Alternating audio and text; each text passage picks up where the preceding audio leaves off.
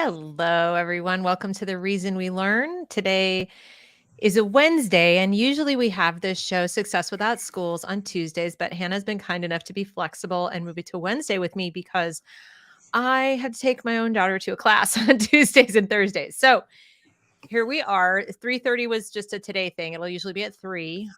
So hopefully you'll be able to join us there. If it's your first time watching this show, please, like, share, subscribe, all the good things.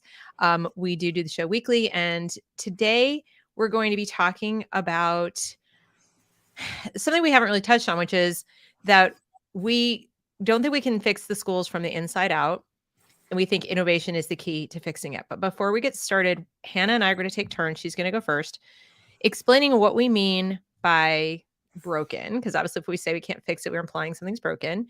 So what we each mean by that, and then what we each mean by fix, and then we will start talking about, each of us will take turns saying like why we think those things are true, and then we will finish up by giving you suggestions, like explaining why we think innovation is the key, and we'll give you some examples of what we mean by innovation. So let's start with you, Hannah. And if you guys are not familiar with Hannah, again, if it's your first time here, Hannah is the Rebel Educator on Twitter and Substack. First generation all the way through, homeschooled from kindergarten all the way through. So she's a great person to hear from on this because she succeeded without school. So define what you mean by broken, and then I'll go after you. Okay. Really quickly, I've never heard somebody use the term first generation homeschooler before, but I love that. I want to make that a thing. Well, there's already second generation, because my guest Nikki Truesdale is second generation homeschooled. Her parents homeschooled her, and now she's homeschooling. That is amazing. I want to refer to all people as like first generation homeschoolers and like bake in the idea that this is I love this so much. Okay. So broken, what do we mean? If we break this down to first principles, and we think about what the school system is designed to do, it is designed to prepare children to become fully functioning and successful adults. I say that loosely because that's not actually entirely how our school system was designed. That wasn't actually the intent of the modern school system. The modern school system was more of a social engineering experiment where the goal was to create the correct cogs to fit into the correct places of society. Like, we need more factory workers, so we're going to structure school in a way that produces more factory workers. Or we need more farmers, so we're going to structure our school system in a way that produces more farmers. But in its truest sense, and how most people kind of benevolently hope the school system is functioning, the goal is to create fully functioning adults. The school system does a very poor job at that. So it is, no matter how you slice it, it does not effectively accomplish its aim, which means it's broken. It's not preparing kids to be well-rounded, fully functioning adults on any level. It's not preparing kids to be successful in the workforce. Kids have tons of gaps that they have to fill once they graduate. It's not preparing kids to be fully functioning in like a self-directed entrepreneurial navigating life sense. It creates kids that are very deferent towards authority and very kind of lost in knowing and where to even begin directing their lives. It's not raising kids that have the curiosity and the self-direction that's required to go learn all of the things that you need to adapt to an ever-changing world, which, even more so than ever is going to be the case for this rising generation. The world that we live in is changing incredibly rapidly, more rapidly than probably any generation in known history has experienced. And that's nothing compared to what our kids and their kids are going to experience. So the world's changing really fast. Kids aren't prepared to face that.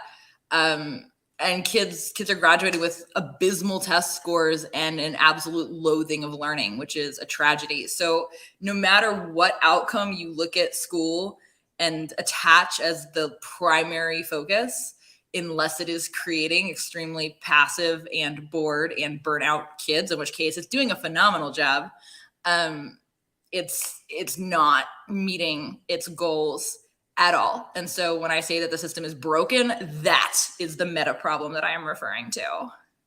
That's interesting. And I like the fact that you pointed out the system wasn't necessarily designed to achieve those goals, but it claims to be. So in other Yes. words, those of us who know the history of education in America know that it's technically not broken. It's technically doing exactly what it set out to do, which is serve the purposes of the state and the people sort of in charge of various institutions in the country or in charge of certain components of the economy, who still view human beings as human capital as opposed to human beings or human dreamings or human thinkings and human, you know, like individuals.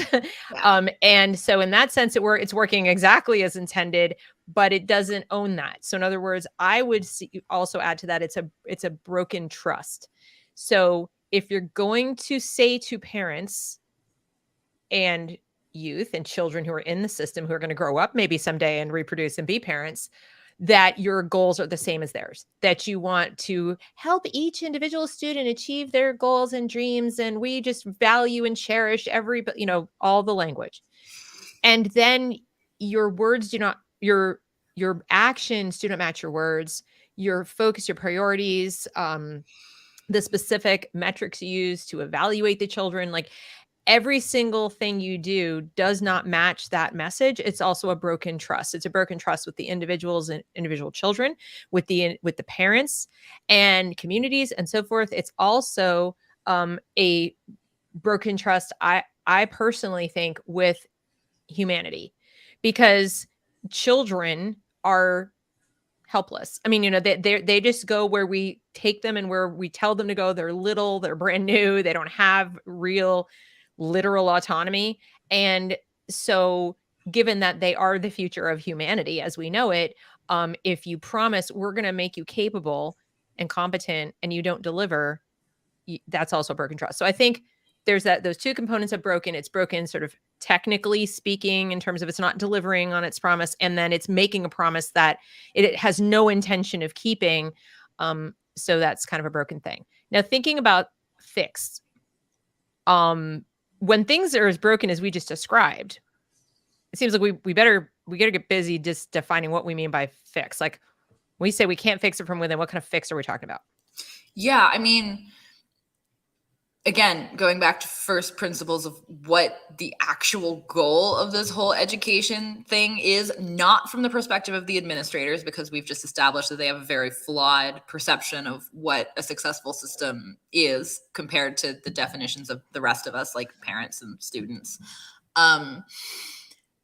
If we go back to what this system, or what an education is trying to accomplish, the goal of most parents and the desire of most children, once they've reached a stage where they can logically think through what they're trying to accomplish, is to raise well-rounded and competent adults. So fixing the education system means creating educational approaches that actually deliver on this stated goal. We want to raise generations of kids, most of us do, who are competent and who are curious and who know how to learn and who are self-directed and who are excited to go solve problems and chase challenges and have the skills required to actually take those ideas and put them into action. Which, in an ideal world, through the lens of most parents, is what the school system would be doing, but it's not doing any of those things. So to fix the system, we need to basically come up with some way, and we'll get to the how in this in a little bit because we both have thoughts on this, but in some way we have to create a world where the average child goes through 12 years of education and Or any emerges on the number of other years, side. whatever years there would be. Maybe 12 is arbitrary. Exactly. Yeah. Exactly. But emerges on the other side as a fully formed, fully functional, fully competent adult. That is the goal. That is the dream. Well, I would agree. I also think it would a fix would have to be something if we're talking about fixing a system, then yes. I think I would take it a step farther and say if I'm fixing education, Mm-hmm. so not necessarily system. I actually have no interest in fixing any system. I don't either. To So be I don't. very I clear. think if something is a system, it's already broken because it can no system can really serve the needs of individuals. I'm very keen to have education be something that happens for and with and on behalf of individuals. So Yes. I don't even see it occurring in a system. So right out of the gate, fixing the system is dismantling it, as far as I'm concerned. But if we want to talk about fixing education in America, which by the way, even outside of the system, I believe is also broken because I think the labels, the vocabulary we use to call things education is very system centric. Yes. So I think so many, I even see it within the homeschooling world, people developing curriculum, they're still kind of oriented a little too much towards the 12-year mark, the grade mark, the everyone's going to college idea. It's got to be this many Yeah. years, it's got to have this many subjects. So I think, as I said, breaking the stranglehold of that paradigm would be part of fixing education because I see it much more aligned with maybe like the classical system in the sense that if you're going to have something called education and that you want to talk about and quantify and have a vocabulary that everyone understands and refers to, I prefer to have it align with developmental stages of children and the way we integrate knowledge, which follows a fairly predictable path. And now, obviously, some kids are going to achieve it in 3 years, some in 2, some in 5, but it's the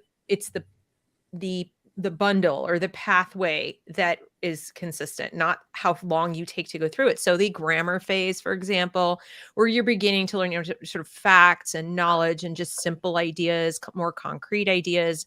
And then you would have, the logic phase where you start to think about the meanings behind that stuff and how they interact. And then you get to the rhetoric phase where now you're diving deep and you're discussing and you're analyzing and you're really starting to think more like a rational adult.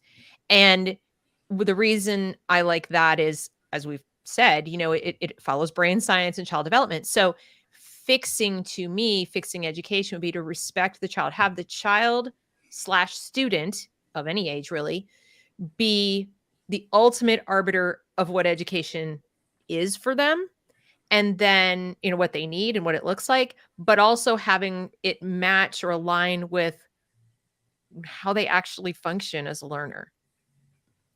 Yeah, I agree completely. I think that any possible solution to replacing the, as we've established, very broken education processes that we currently have, the solutions have to embody a lot of what you just described, because even the basic premises of how we're approaching education are so flawed. And like you said, I the way that people, even when people step outside of the mainstream system, which is the public school networks that we have in the US, they're still using all of the same paradigms around what education is. And so they're running into the same problems. You eliminate some of them, you eliminate any social issues that you were having in school, or you eliminate, like, if you're at a secular school and you want to start a Christian private school or whatever, like you're eliminating some of the more superficial surface level problems, but you're not even touching the much deeper fundamental issues around how we think about education. And this is one of the things that I try to be really deliberate about when I'm talking about homeschooling, because homeschooling is such a huge umbrella term and it's such a broad spectrum of what people mean. But in my mind, taking kids out of the public school system and just throwing them into a public school model or style curriculum at home is not really homeschooling. It's just public school without the classroom. It's not addressing any of the issues. And it's something like we really have to break down. Like, we have to take a pickaxe to the incredibly calcified mental frameworks that we sort of collectively hold as a society about what education is, in order for us to actually start to make any meaningful type of change in both the education kids experience, but also the outcomes that are derived from that experience. Yes, agreed. And so that's why I say, to me, sort of fixing education, not only by definition has to happen outside the existing system in a physical sense, but also needs to happen outside the paradigm. It Yeah. has to happen outside this 13-year graded in the, these kids go in this little bucket, and also, and you got 100%. Like, it just, all of it. Somebody put in the comments, and I thought it was a great point, that John Taylor Gatto said you could teach the basics in 100 hours when the student shows interest. This Yes. is, a 30-year veteran. He's unfortunately deceased now, but I've read all his books, and I agree with him. I agree, when you have a motivated student who loves to learn, with mentors or teachers who likewise love to learn, or their parents or whatever, and you just surround them with the right materials. And by right, I mean the ones that have the knowledge and the information they need that they're trying to acquire. You can accomplish this in a very short period of time. But see, that's fixing it. So I think a lot of times people say, well, how do we fix the system? And they're still in the mindset of whether it's the K-12 public system or the K-12 private system, they've already failed. Yeah. I just don't think you can separate fixing education from not having a system. As Yeah. long as you're within that paradigm, you are allowing that they got it, that social experiment, industrial factory model that was established by the progressives in the 1800s is it's like, we want to keep that. We just want to, like, tweak around the edges. We want to change what happens in the classroom. But what happens in the classroom, unfortunately, is only 50% of the problem. It really is. I mean, Yeah. now obviously it's a big 50% when it's truly toxic information, but even before it was toxic, anti-American Marxist drivel, it was still toxic to the developing human, the way things were taught. And I know there's gonna be somebody in the audience going, I had wonderful teachers and I had a wonderful public school experience and everything was just fabulous. And I'll allow that may be true for some individual people, because there are people out there in the world who are very systematic people. They like that kind of structure. They like things broken up that way. They like the way the school is structured. It works for them.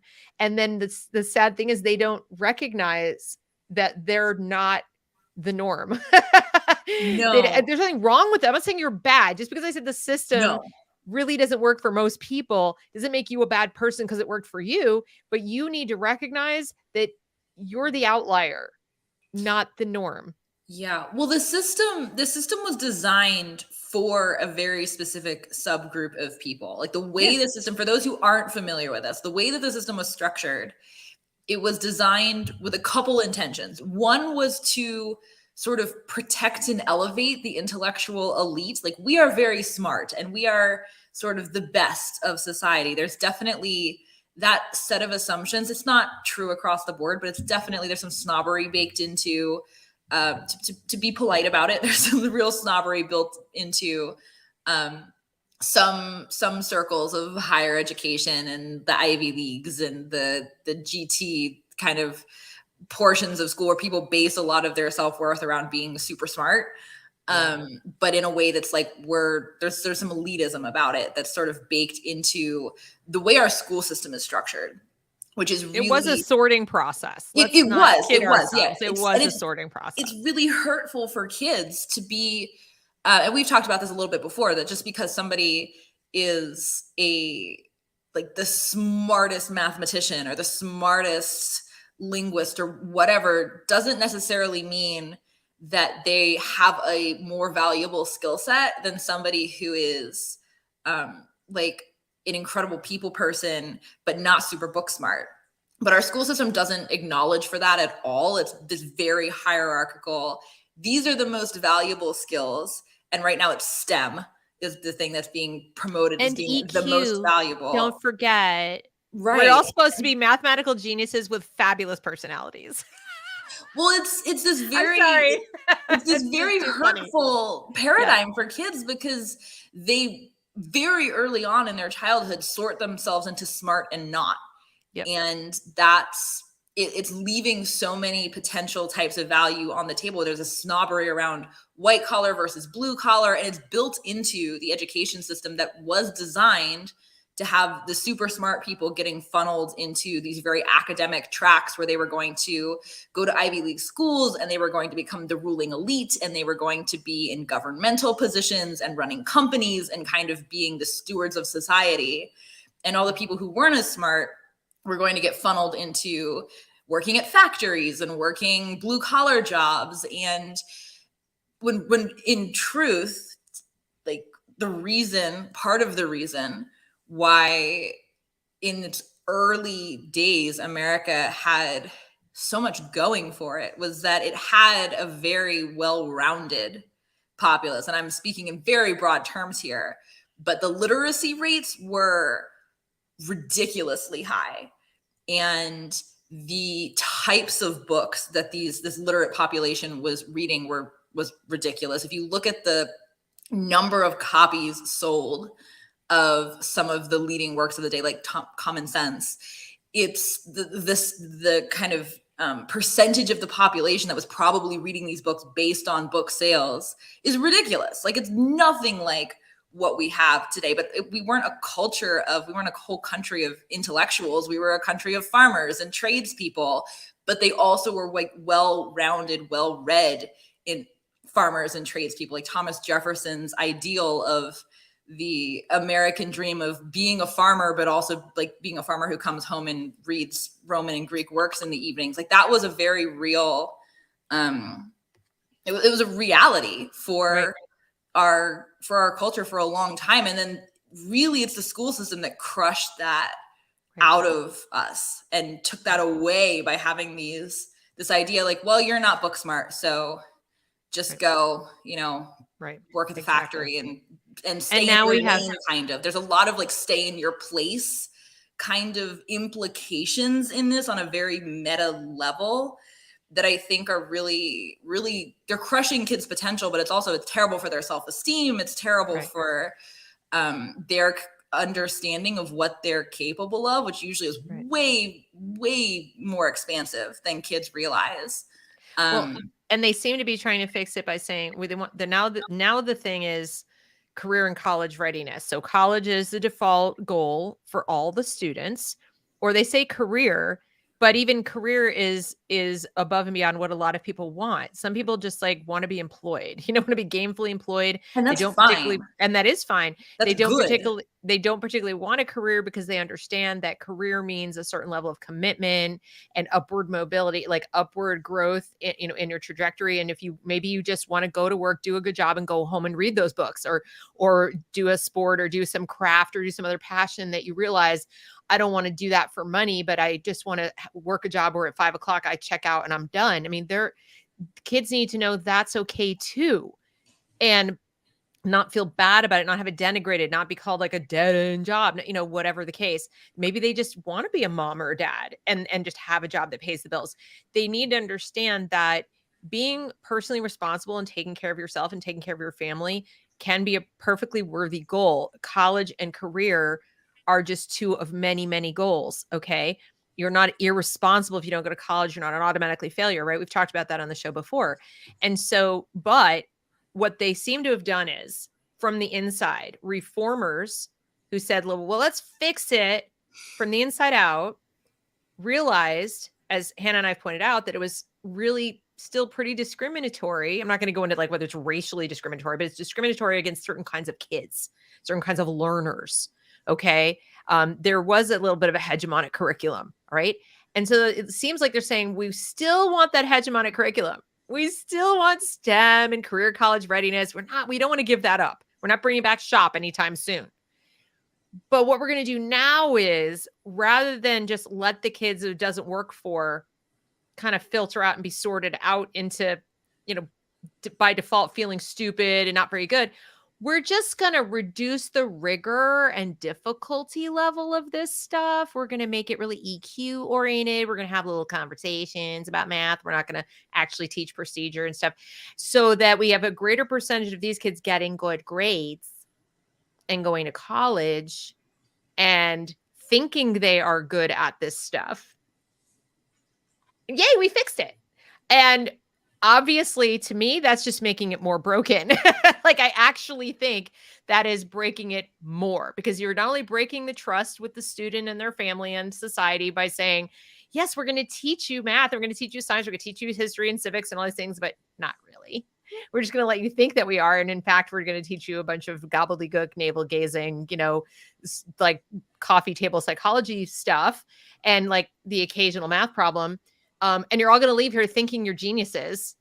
And then you're going to go out in the world and have no idea how to do the actual work. Or worse, you're going to go out thinking you're doing the actual work and bridges are going to fall down and people are going to die on the operating table. I mean, I don't know. But so it's not making it better to say we have equity of achievement now in this hegemonic curriculum because we dumb down the expectations. So Right. they're actually breaking it more. Noble goal to say we want an education system that serves the needs of a broader population and doesn't just let them fall, drop out, fail, have nothing, no diploma, nothing, but giving away credentials that don't mean anything isn't really a fix. That Well, if didn't the solve the definition problem. of broken is not preparing kids to be successful in the real world, you're Right. not making it any less broken by lowering the standards so that fewer people pass Right. through, or so more Right. people rather pass through the system. It's not Right. addressing the actual fundamental brokenness at all. It's just moving the definition so that on a surface level you can say, look, we have a higher graduation rate now. But what does the graduation rate actually mean? And I think Right. there are a few different reasons. Well, actually, let me backtrack, because there's another point that you said here that a little bit ago that I wanted to touch on, which was how quickly it was the John Taylor Gatto reference, and how quickly kids can actually catch up on all of this stuff if they need to. Our education process is so ridiculously drawn out and padded, and there's so much dead space that's put in this system that is not necessary at all. Kids can learn, and we see this all the time now with these learning science driven apps that people are using to learn math and science, where there isn't the fluff and the weights of space. Kids can move through as quickly as they want to, as quickly as they're motivated to. If you have tools like that kids have access to, and kids are motivated to learn in some capacity, they can blow through everything that they need in like a traditional K through 12 curriculum so quickly. It's ridiculous. And there are a lot of different models that are being built around this knowledge that this is possible. Alpha School in Austin, Texas is a great example of this, where they use apps for all of their like common core topics. They don't have teachers covering topics like math and science, and all of their kids are learning at twice the speed of kids in a normal classroom. And the way that they're measuring that is like, here's what you need to learn in a year. You're spending your mornings doing this instead of your whole day, and then you can spend the afternoon on projects and fun things. And there's some studies that are being done. GT School is doing one right now where they're hiring kids as interns. This is a very controversial but also incredibly effective study, where they're hiring kids as interns, and their kids' job as interns is to learn. So they're going into these apps, they're getting paid X amount of dollars per hour. And it's like, hey, just see how fast you can move through this stuff. And they legitimately have kids moving through apps 12 times the speed of what kids are like supposed to do in a classroom. They have kids learning algebra in a month. Like, they're covering the entire Algebra 1 curriculum in a month of work in these internships, because they're motivated, because they're like, I'm going to make money if I do this. And this is cool. Like, I have a job and I get to learn. Like, what? Yes, I want to do this. Right. So there's a lot of data that's coming out saying that the kids can learn so quickly, when given the motivation and the space. So the idea that we also need these 12 years of 7-hour days for kids to get a base level education is ridiculous. We have kids going through 13 years of school, 7 hours a day, 5 days a week, 180 days a year, and they're reading at like 6th grade levels. Like, what are we doing? This is so flawed. It's ridiculous. Like I said, it's like taking the old fashioned system and just trying to sort of jerry rig it. And then, there are other models where they fix from within that they're trying is, some cases they're sort of dumbing it down. And in, where they just grade more easily or they reduce the rigor or whatever. And in other cases, they're removing whole chunks of content and saying, we don't need to teach this at all because there's an app. We don't need to teach this at all because there's a calculator. We don't need to teach this. So they're like not even offering courses even to those students who would be interested in them or would want to learn them because the school or the system or whomever has decided that some other thing is more important. And right now, as I said, it's the soft skills. So that sort of unfairly penalizes the kids who, they're different kinds of kids. Some kids are like, I'm just not really interested in socializing with everybody when I'm here. And it's not really your business to tell me that I need to be a different kind of human. That's not the purpose of education. I mean, the purpose of education is for that student to be the best them they can be, whatever that is, and not to say, this is the kind of person we want in society. Be this kind of person. I mean, if we've learned nothing else in America, what made us great is that we had all different kinds of people doing what they were good at and what they were happy doing, sometimes what they were not so happy doing. But the point is we had, as you said, lots of different talents, different abilities coming together to survive. And kaboom, the United States. Once we started trying to tailor it to be, this is the right kind of person and this is the right way to learn. And these are the subjects you need to learn. And this is how fast you need to learn them. And these are the people you need to spend all day with for 13 years of your life. That's when things started for America to kind of go off the rails. So like I said, to me, the fix would be the dismantling. And the brokenness is it's in the design. It's baked in. So since I know we're on a tight time frame today, I want to go to the solution part. We were talking about innovation and you just brought up one. You just brought up how there are these apps and so forth. But what I want to ask you about is the component of education that really isn't part of education, but it's part of schooling right now that nobody wants to talk about. Everybody dances around, and that's the childcare part. That's the part where when we can talk about innovation all day long and say, kids could do this and they'd learn faster and they could do that. And what I notice is a lot of parents, a lot of people in the audience are listening and they're like, yeah, but where?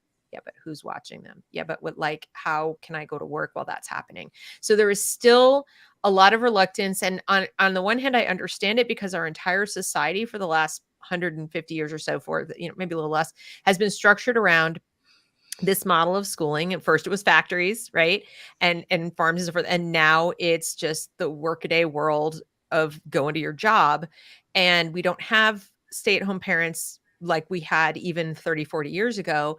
And so people will look at you like you have three heads if you suggest an innovative model of education that doesn't take care of their kids for 8 hours a day, that doesn't include a daycare system. And so,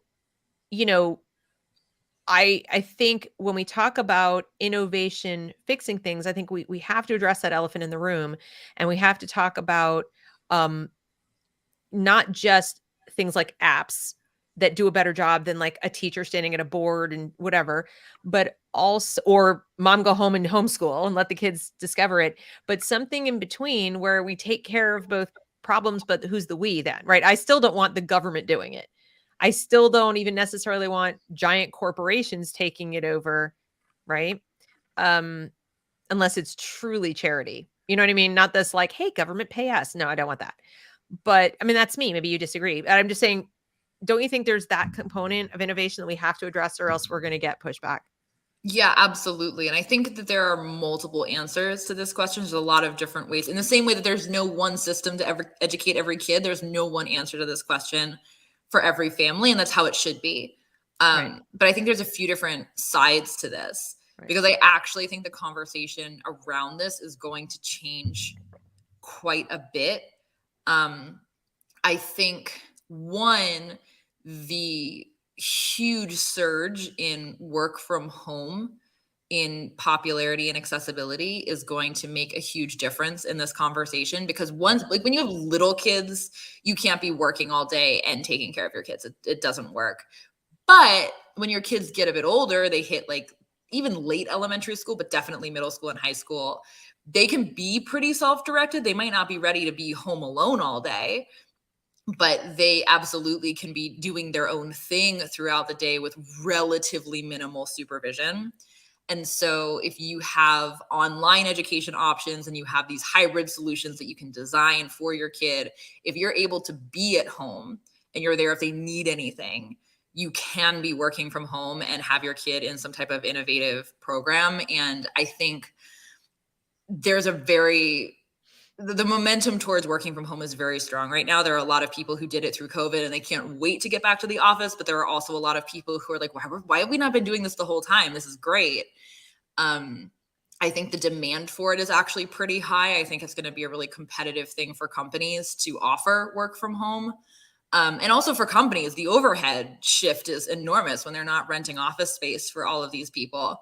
So I think I think work from home is going to continue to increase in prevalence. And I think that as that shift happens, it changes the conversation around what type of stay at home, or what type of innovative options work for kids, because they can do stuff from home. I also think, and this is a loosely held opinion, but I feel like I'm seeing this as a trend. I kind of wonder if we haven't hit a peak in like the both parents working kind of thing. Like, I think there definitely is a pretty large movement of people that are trying to figure out how to design their lives in a way where one parent can be a stay-at-home parent, especially a stay-at-home mom, but it goes in both directions. I think there are a lot of people trying to figure out how to make that work because they want it.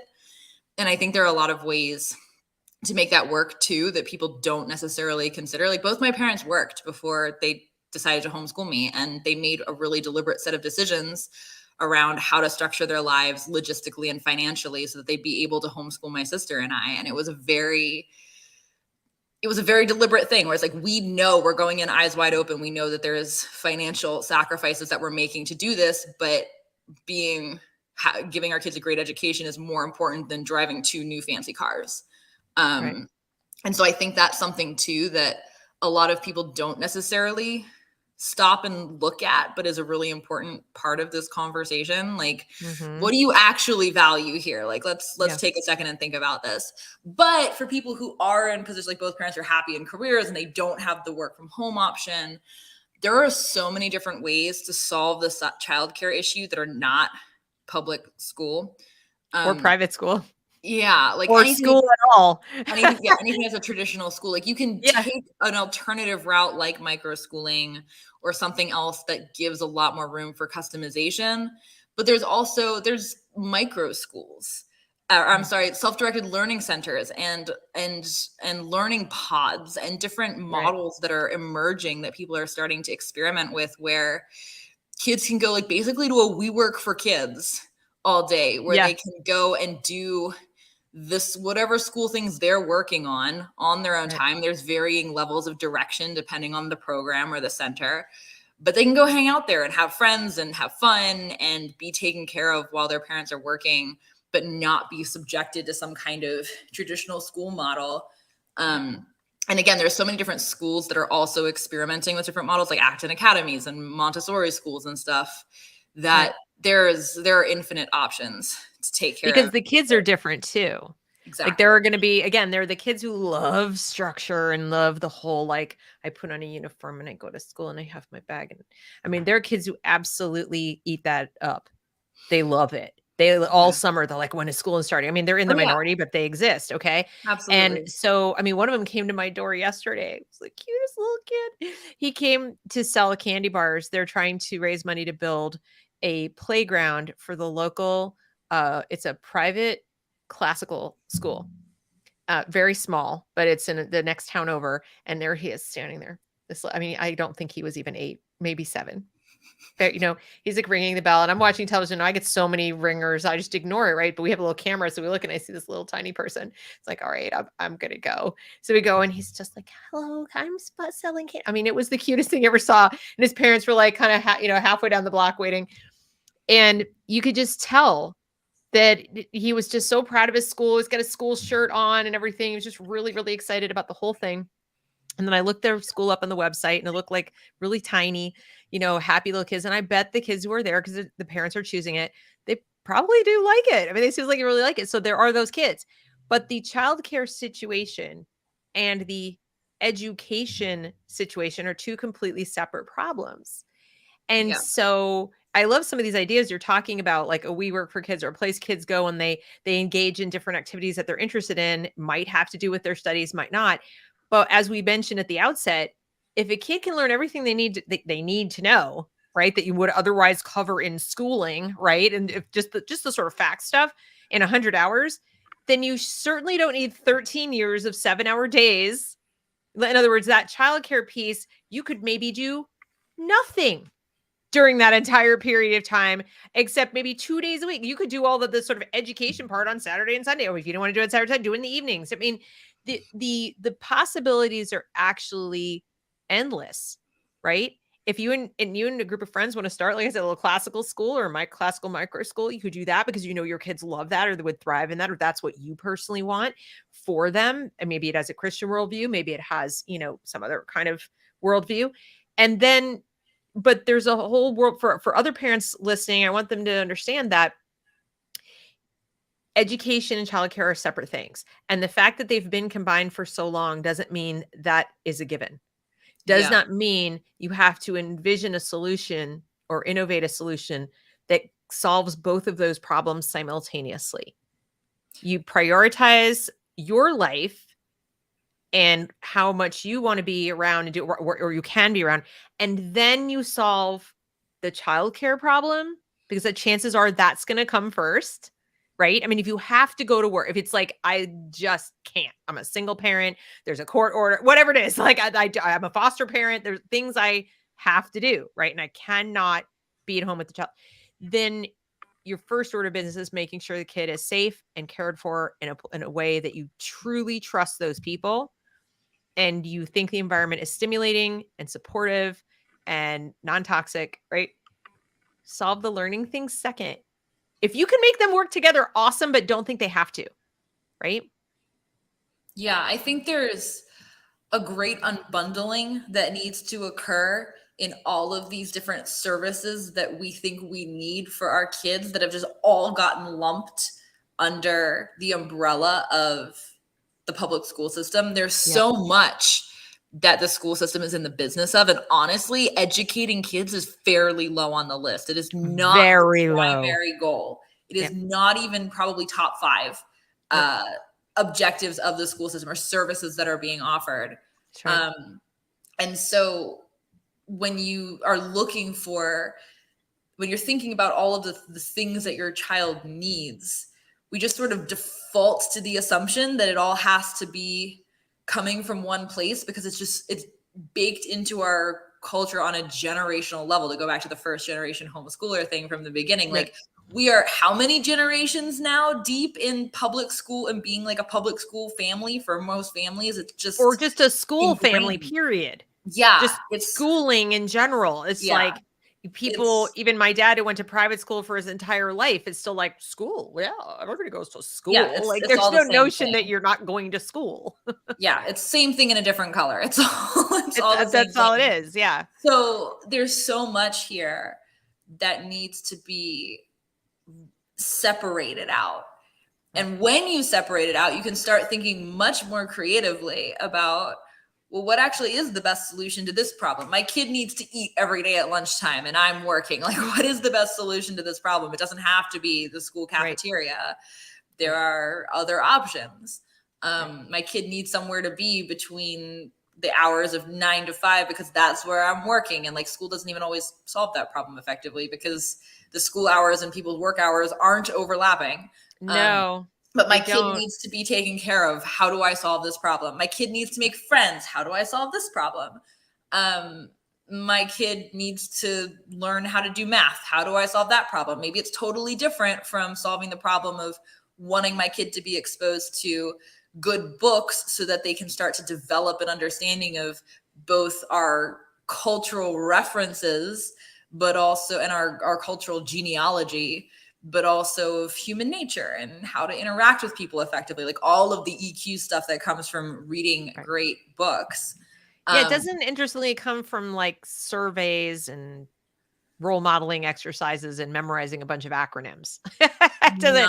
No, usually just reading good literature gives you a lot of that, not to mention and interacting with people. Yeah, seeing it modeled by not other children, but by adults who already know how to do it. So, and that's the other thing is that that's more likely to occur outside the system. Yes. Right. And it is one of the reasons that homeschool kids tend to be more polite, more mature, more worldly, more outgoing in terms of like ordering their own food, going and asking their own questions at the information booth or whatever, than kids who are in school who have to wait and like raise their hand. They're told where to go, they're told what to do. And people get that backwards. They think that kids are socially awkward. And what they really mean, or if they thought about it, is they're socially awkward with kids their own age because they're so much more mature. I'm sorry. That's just a fact. You know, they try to interact with kids their own age and they're like, what's wrong with them? Why are they doing such dumb stuff? Somebody made this point that I think is really worth noting. John says schools were set up for 12 years at 7 hours a day to keep kids out of the workforce and stop them from competing with adults, especially the industrial workforce. And this is something else that may ease up in this. I mean, obviously not literal child labor, but what I'm saying is we are facing a population decline that looks like this. I mean, it's scary when you see it goes boing. Without immigration right now, we would be in serious trouble. We would be forced to change our entitlement programs or whatever, because there wouldn't be enough younger workers paying taxes to pay for all the entitlements of the older people who are living longer and longer and so forth. So we are, you know, part of why we sort of allow immigration is that, you know, people bringing in and having more kids than native born. And so we may run into a situation where people start really calling for the easing up of some of these labor laws to allow older teenagers to have broader access to more jobs. In other words, like maybe you don't need the diploma yet, and maybe you don't need a college degree to go work in an administrative capacity or be a receptionist somewhere, or go, you know, work at a low level factory, or you know what? Here's what I've thought is working at Amazon, you know, in the fulfillment center thing. They've got people in their 40s and 50s and running ragged and dropping dead of heart attacks because they can't physically handle it. But you know who could probably physically handle it? A 16-year-old in good shape. And why wouldn't you then pay? I'm not saying exploit them. I'm saying if they would want to do that job, or even a 14-year-old, and they want to like run as fast as they can and go grab the box and make that money, why would you say no? Right? So we might run into a situation where we ease up on some of these things and let some of these kids get back to work just by necessity, because we just don't have enough people to do the things that need to be done. I know they would think they're going to replace us all with robots, but I don't see that happening. And even if they do, there's still going to be plenty of jobs that are necessary, like robot management. So. Well, that too. And you know, who better to do it than these kids who are literally like, I mean, they're practically AI themselves. And I'm not saying like I support that in any like I've made 3 AI so far. Right. Please do not hear me saying that I support any of this in a bad way. What I'm saying is I'm just observing trends. I'm just observing statistics and saying that what John pointed out is correct, but it was correct at a time of a baby boom to a large degree, like where we had large, you know, people having lots of kids. And that used to be fine when we were an agrarian society because you needed 5 or 6 kids to help you work the farm. But when you had, and even when the factories started, you know, like being more efficient and having more automation and so forth, you didn't necessarily need that. So if you had kids going into the workforce, right, you know, at like 13, 14, whatever, if they weren't in school, what are we going to do? We're going to put them in school. So yeah, school served a lot of purposes, also to sort of de-Catholic people and to, you know, make them all speak English. And there were a bunch of other reasons, but anyway, so what other innovations? Let's quickly any other innovations you can think of that you think would be a great help as far as fixing what's broken about education in America? From the outside, obviously, we already talked about it. We got to dismantle the system.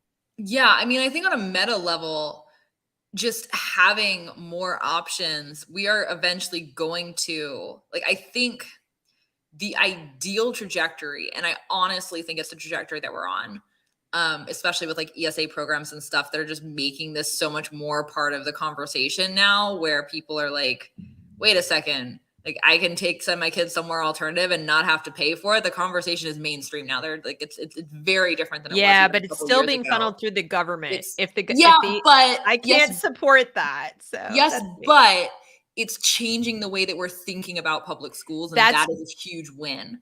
That's true, as long as it doesn't become a system where we've got big corporations going, "Ooh, public money. Yay." Like Well, the point that I'm making is that we're going to see a really big shift in how people talk about education options. People are going to realize that there are other things out there that they can just as easily send their kids to Prenda as they can send them to a public elementary school. yeah. And we're going to start to see public schools being out competed. And they're going to have to either get their act together, or they're going to have to fold. Like their enrollment rates are gonna drop, I think, across the board, as like we're having all these conversations promoting these different models. Parents are like, wait a second, there's synthesis, and like, wait a second, there's Sora, and I can send my kids to all these different things. Yeah, the I problem think I the have is ideal model is to just build solutions that are so much better that public school becomes irrelevant. Like we can't fix public school. It's not going to happen. So we just need to like create better systems so nobody sends their kids to public school anymore. I agree. My problem is I think if innovators out there are not willing to innovate without looking for that ESA money. In other words, I don't think anybody looking to start an innovative company. I mean, Synthesis, to its credit, started itself, or it was part of SpaceX, whatever. But without ESA money, and and I hope it never takes it. I hope they never take those ESA cards. And the reason I say that is that will change it. That will absolutely fundamentally change it when it becomes something that people with a loaded up debit card come in and say, because there will be accountability for that money. I've talked about it on the channel many times, and the government's going to come in and start telling Synthesis what it can do and can't do. And it's either going to have to say, I can't take the ESA money anymore because we're going to stay true to Synthesis values, or they're going to have to change. And the reason I believe that will happen is even without ESA money, we just saw this week, New York just summarily, with a stroke of a pen, told private schools they must offer substantially similar curriculum to what's going on in the public schools. They just said so. No, without even the money. So if they're finding loopholes and ways around the Constitution and ways around, public, private, this and that, whether it's, changing Title IX, whether it's because there's federal money somewhere, somehow, or just they change their state constitution to say that, public schools, everybody's entitlement and it has to match no matter where you go, we have to have oversight. Then I think if you're going to take money that funneled through government in any way, then you're going to be at risk of losing what made you competitive in the first place. In other words, what made you different. Absolutely. And that's what concerns me, is I want to see innovators innovate with autonomy and without saying, yeah, if we get a hold of that money, we can do this. There is so much momentum and desire for this innovation that I think crowdfunding, I think, all the ways that you can fund a thing, even just subscription basis, will be better and keep them truly different and innovative than trying to cater to the ESA, unless and until somebody has the fortitude to say, let's have a real ESA where it was the parents' money to start with, right? Like our FSA programs and our HSA programs, where it's like, we put money into an account and it's ours tax-free. They'll still try to regulate that, but they'll have less leg to stand on, right? Than if you paid it out in your taxes and they go, here's your debit card. Yeah, here's your voucher. This is like an EBT card. We tell you what food you can buy. And that's what concerns me. So I still think innovation, to remain truly independent, has to stay outside. But I agree with you that the fact that people are talking about ESAs and it's a more mainstream conversation is helping people think about those options and look at those options. I'm just like, if you're out there listening to me, Prenda, and everybody else, like in Synthesis, please seriously consider. It's not because I want to hurt people who can't afford to go. Just find other ways. Find other scholarship programs, other people willing to donate to scholarship programs.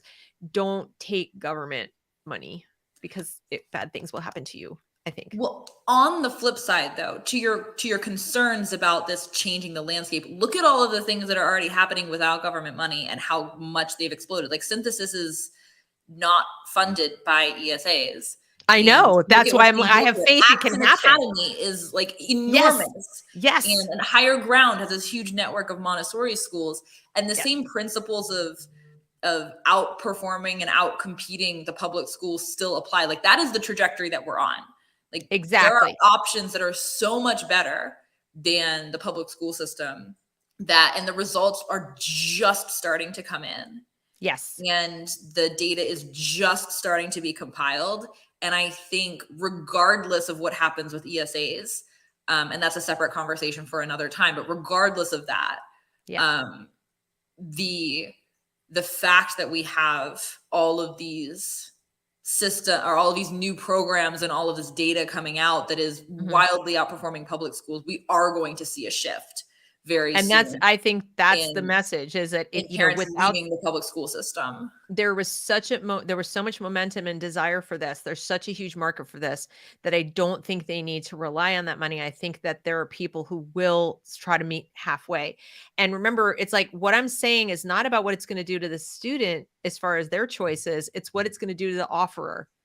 I'm more worried about them coming in and saying, comply, or you can't continue to serve this population. So they'd have to turn down those people paying what that means. And I don't want people to order their lives again around a government monopolized funding system and not take advantage of this moment in time to push for truly independent solutions. I think they're happening already. We don't need the government to come in and say, oh, we'll give you this card. I think we can find solutions without it. And that's just my take. But I mean, obviously I know that's not a popular take. It's just, I've seen what they've done, and the state schools and the state monopoly, there's a lot of incentive there to make the new innovations not as successful as they otherwise would be, or just plain be copies of what the public schools are. They've done it already to the private schools, and I don't want to see them get their little fingers into like Synthesis and things like that. I'd like that to remain what it is, because I really think when the data comes out and people start to see how incredibly powerful these things are, they'll just want it. That's my thing. Yeah, people are definitely, there's a lot here to delve into at another point in time. But yeah, I think that you're right. And I think that there are different avenues. Like we see it already with like the accreditation game. Yeah. Like some schools try to chase the accreditation, some don't. And I think like really the biggest thing, at least the biggest thing that I'm focused on now, and the thing that I think most needs to happen is we just need to like break these paradigms. Again, take a pickaxe to these paradigms that you need to have. Your kid needs to go to an accredited school, that your kid needs to follow these rules. Like you need proof that your kid is learning everything they need. Have them take a test. Like they don't need to be going to an accredited school. There are schools that are being built around that model. And I think like that's the biggest win right now, is to bust the myth of public school, because the faster that happens, the less grip anybody trying to force every new innovation into that model is going to have. Totally agree. And I think on that note, we will let Hannah go, because she was kind enough to come on my schedule today at this 3:30 time. Next week, it will be at 3, but I know that she has to be somewhere in like 1 minute. So I'm gonna let her go. I thank you so much for doing the show again today, and for everyone for coming. Just remember that, broken is, it's not maybe what you think it is. And the innovation from the outside is what we think, at least Hannah and I, is really going to fix education in America. So please like, share, subscribe, and we'll see you again next week. Remember, Wednesday at 3:00, we will be back again. So thanks, everybody. Have a great afternoon.